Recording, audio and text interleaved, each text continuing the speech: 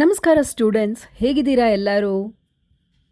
English so easy ಚಾನಲ್ಗೆ ನಿಮಗೆಲ್ಲರಿಗೂ ಮತ್ತೊಮ್ಮೆ ಸ್ವಾಗತ ಕೋರ್ತಾ, ಲಿಯೋ ಟಾಲ್ಸ್ಟಾಯ್ನ 2 ಡಿಯರ್ ಚಾಪ್ಟರ್ನಲ್ಲಿ ಬರೋ ಇಂಪಾರ್ಟೆಂಟ್ 2, 3 ಮತ್ತು 4 ಮಾರ್ಕ್ಸ್ ಕ್ವೆಶ್ಚನ್ಸ್ಗೆ ಪಾಯಿಂಟ್ಸನ್ನು ನಾನು ತಿಳಿಸ್ತೀನಿ, ನೋಟ್ ಮಾಡ್ಕೊಳ್ಳಿ.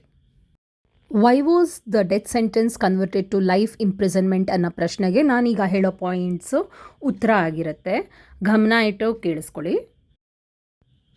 A murder was committed for the first time in Monaco. Monaco ದೇಶದಲ್ಲಿ ಒಮ್ಮೆ ಮೊದಲ ಬಾರಿಗೆ ಒಂದು ಮರ್ಡರ್ ಆಗುತ್ತೆ. ಆಗ ಜ್ಯೂರಿಮೆನ್ನು, ಜಡ್ಜಸ್ಸು, ಪ್ರಾಸಿಕ್ಯೂಟರ್ಸ್, ಬ್ಯಾರಿಸ್ಟರ್ಸ್ ಎಲ್ಲರೂ ಅಸೆಂಬಲ್ ಆಗಿ ಕೇಸ್ನ ಟ್ರೈ ಮಾಡಿ ಈ ಕ್ರಿಮಿನಲ್ಗೆ ಏನು ಪನಿಷ್ಮೆಂಟ್ ಕೊಡೋದು ಅಂತ ಯೋಚಿಸ್ತಾರೆ. Then they all decide to cut his head off. But how it is to be carried out? ಅವನ ತಲೆನ ಕತ್ತರಿಸ್ಬೇಕು, ಅವನಿಗೆ ಮರಣದಂಡನೆ ಶಿಕ್ಷೆ ಕೊಡಬೇಕು ಅಂತ ಡಿಸೈಡ್ ಮಾಡ್ತಾರೆ. ಆದರೆ ಹೇಗೆ ಆ ಶಿಕ್ಷೆನ ಕೊಡೋದು? ತಲೆ ಕತ್ತರಿಸೋಕ್ಕೆ ಗಿಲಿಟೀನ್ ಅನ್ನೋ ಮೆಷಿನ್ನ ಉಪಯೋಗಿಸ್ತಾರೆ. ಆದರೆ ಮೊನಾಕೋ ದೇಶದಲ್ಲಿ ಈ ಮೆಷಿನ್ನು ಇರೋದಿಲ್ಲ. ಅದಕ್ಕೆ ಅವರು ತಮ್ಮ ನೇಬರಿಂಗ್ ದೇಶ ಆದ ಫ್ರಾನ್ಸ್ಗೆ ಒಂದು ಲೆಟರ್ ಬರೀತಾರೆ. ನಿಮ್ಮ ಹತ್ರ ಇರೋ ಗಿಲಿಟಿನ್ ಹಾಗೂ ಒಬ್ಬ ಎಕ್ಸ್ಪರ್ಟನ್ನು ಅದರ ಜೊತೆಗೆ ಕಳಿಸೋಕ್ಕಾಗತ್ತಾ? ಇದಕ್ಕೆ ಎಷ್ಟು ಚಾರ್ಜಸ್ ಆಗುತ್ತೆ ಅಂತ ಆ ಪತ್ರದಲ್ಲಿ ಇರುತ್ತೆ. ಅದಕ್ಕೆ ಫ್ರಾನ್ಸು ಖಂಡಿತವಾಗ್ಲೂ ಕಳಿಸ್ತೀವಿ, ಇದರ ಚಾರ್ಜಸ್ಸು 16,000 ಫ್ರ್ಯಾಂಕ್ಸ್, 16,000 ಫ್ರ್ಯಾಂಕ್ಸ್ ಆಗುತ್ತೆ. ಅಬ್ಬಬ್ಬಾ, 16,000 ಫ್ರ್ಯಾಂಕ್ಸ್ ತುಂಬ ಎಕ್ಸ್ಪೆನ್ಸಿವು, ಖಂಡಿತವಾಗ್ಲೂ ಬೇಡ ಅಂತ ರೆಫ್ಯೂಸ್ ಮಾಡ್ತಾರೆ. ಮತ್ತು ಇನ್ನೊಂದು ನೇಬರ್ ಆದ ಇಟಾಲಿಗೂ ಒಂದು ಪತ್ರ ಬರೀತಾರೆ. ಹೀಗೆ ನಿಮ್ಮ ಹತ್ರ ಇರೋ ಗಿಲಿಟನ್ಗೆ ಹಾಗೂ ಎಕ್ಸ್ಪರ್ಟಿಗೆ ಎಷ್ಟಾಗುತ್ತೆ ತಿಳಿಸಿ ಅಂತ. ಇಟಲಿನ ಬ್ರದರ್ ಮೊನಾರ್ಕ್ ಅಂತ ಕರೀತಾರೆ, ಯಾಕಂದರೆ ಅಲ್ಲೂ ಕೂಡ ಒಬ್ಬ ರಾಜ ಆಳ್ತಾ ಇರ್ತಾನೆ. ಆದರೆ ಫ್ರಾನ್ಸಲ್ಲಿ ಡೆಮೋಕ್ರೆಟಿಕ್ ಕಂಟ್ರಿ, ಅಲ್ಲಿ ರಾಜ ಇರೋದಿಲ್ಲ. ಅದಕ್ಕೆ ಬ್ರದರ್ ಮೊನಾರ್ಕ್ ಇಟಲಿಗೆ ಒಂದು ಪತ್ರ ಬರೀತಾರೆ. ಅವನು ಹೇಳ್ತಾನೆ ಇದಕ್ಕೆ 12,000 ಫ್ರ್ಯಾಂಕ್ಸ್ ಆಗುತ್ತೆ, ಪ್ಲಸ್ ಒಬ್ಬ ಎಕ್ಸ್ಪರ್ಟು, ಆಮೇಲೆ ಟ್ರಾನ್ಸ್ಪೋರ್ಟೇಷನ್ ಕೂಡ ನಾವೇ ಕೊಡ್ತೀವಿ ಅಂತ. ಆದರೆ ಮೊನಾಕೋ ರಾಜನಿಗೆ 12,000 ಕೂಡ ತುಂಬ ಜಾಸ್ತಿ ಅಂತ ಅನಿಸುತ್ತೆ. ಯಾಕೆ ಅಂದರೆ ಇದರಿಂದ ಪ್ರತಿಯೊಬ್ಬ ಸಿಟಿಸನ್, ಮೊನಾಕೋ ಸಿಟಿಸನ್ ಮೇಲೆ 2 ಫ್ರ್ಯಾಂಕ್ ಟ್ಯಾಕ್ಸು ಜಾಸ್ತಿ ಆಗುತ್ತೆ. ಅದು ಒಂದು ರಯಟ್, ಒಂದು ಆಂದೋಲನನೇ ಶುರು ಮಾಡಿಬಿಡುತ್ತೆ ಅಂತ ರಾಜನಿಗೆ ಭಯ ಆಗಿ ಅವನು ಈ ಪ್ಲ್ಯಾನನ್ನು ಡ್ರಾಪ್ ಮಾಡ್ತಾನೆ. ಮತ್ತು ಫಾರ್ ದ ಸೆಕೆಂಡ್ ಟೈಮ್ ಕೌನ್ಸಿಲ್ನ ಕರೀತಾರೆ, ಹೇಗೆ ಈ ಪ್ರಾಬ್ಲಮ್ನ ಇನ್ನು ಲೆಸ್ ಎಕ್ಸ್ಪೆನ್ಸಿವ್ ವೇ ಸಾಲ್ವ್ ಮಾಡೋದು ಅಂತ.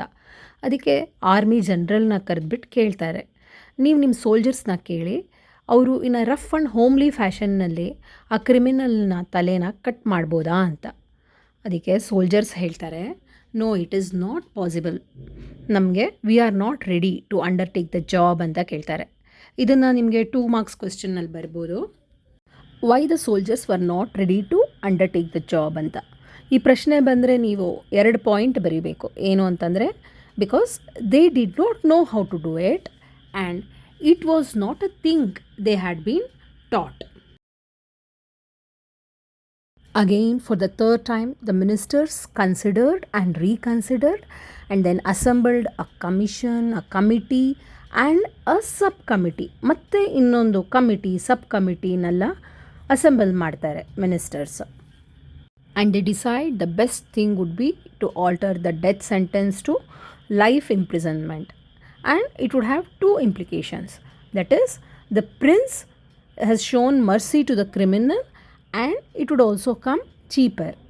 ಇದರ ಅರ್ಥ ಏನು ಅಂತಂದರೆ, ಫೈನಲಿ ಏನಂತ ಡಿಸೈಡ್ ಆಗುತ್ತೆ ಅಂದರೆ, ಈ ಡೆತ್ ಸೆಂಟೆನ್ಸ್ನ ಲೈಫ್ ಇಂಪ್ರಿಸನ್ಮೆಂಟಾಗಿ ಚೇಂಜ್ ಮಾಡೋಣ ಅಂತ. ಇದರಿಂದ ಈ ಪ್ರಿನ್ಸ್ ಎಷ್ಟು ಮರ್ಸಿಫುಲ್ಲು ಅಂತ ಒಂದು ಇಮೇಜ್ ಪ್ರೊಜೆಕ್ಟ್ ಆಗುತ್ತೆ, ಇನ್ನೊಂದು ಚೀಪರ್ ಆಗುತ್ತೆ ಅಂತ. ಇದು 2 ಮಾರ್ಕ್ಸ್ಗೆ ಈ 2 ಪಾಯಿಂಟ್ಸನ್ನು ನೆನಪಿಟ್ಕೊಳ್ಳಿ. ಲೈಫ್ ಇಂಪ್ರಿಸನ್ಮೆಂಟ್ ಅಂತ ಏನೋ ಮಾಡಿಬಿಟ್ರು ಚೇಂಜನ್ನು, ಆದರೆ ಆ ಮೊನಾಕೋ ದೇಶದಲ್ಲಿ ಲೈಫ್ ಇಂಪ್ರಿಸನ್ಮೆಂಟ್ಗೆ ಸೂಟಬಲ್ ಆಗಿರೋ ಒಂದು ಪ್ರಿಸನ್ನೇ ಇರಲಿಲ್ಲ. ಆಮೇಲೆ ತುಂಬ ಹುಡುಕಿದ ಮೇಲೆ ಒಂದು ಲಾಕಪ್ ಸಿಕ್ತು.